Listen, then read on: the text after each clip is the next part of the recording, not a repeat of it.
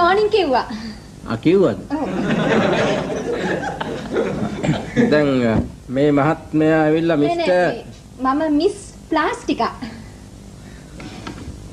Ladies කෙනෙක් නේ. වාඩි වෙන්න. සම්පූර්ණ නම ප්ලාස්ටිකා ගලපිටමැද. ගලපිටමැද. ඔව් අපි ඩැඩි නම් පාවිච්චි කරේ ඩොන් ජේම්ස් කියලා. අපි මමී කැන්ඩියන්නේ. ඔව්. ඉතින් මමීගේ ඩැඩිට තිබුණා මේ නම්බු නාමයක් ගලපිටමැද කියලා. එයා ගේට් මොඩ්ලිය කෙනෙක්.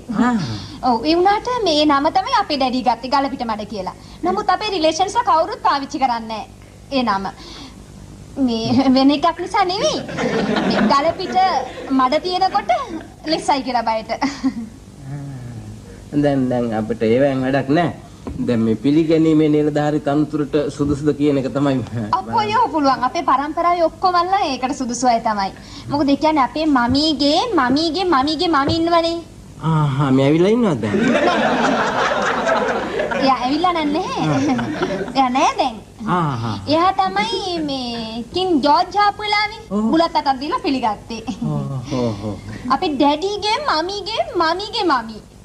එයා තමයි ක්වීන් වික්ටෝරියා ආපු වෙලාවේ කාර් එකේ දොර ඇරියේ.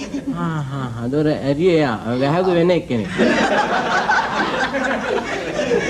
ඒක නම් මන් දන්නේ හරියට කියන්න. ඔව්. දැන් සාමාන්‍යයෙන් සහතික මොකක්වත් ක්‍රීඩා අරම මේවා ගැන අපෝ පුළුවන්.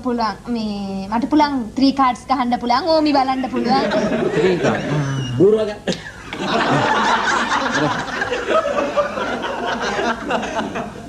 පොඩ්ඩක් සාදන.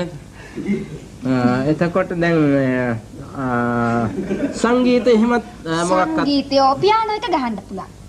පියානෝ ගහනවා. පියානෝ. එතකොට ඉගෙනීම ගැන මොකක්වත් තියනවද? අධ්‍යාපන මොකක්වත් සහතික? අපෝ තියෙනවා. මේ බීකොම් ක්ලාස් එකක් තියෙනවා. මේ පෙට්‍රෝල් කොච්චර වැඩ කරනවද? ඒක මේ වාහනයක් නෙවෙයි.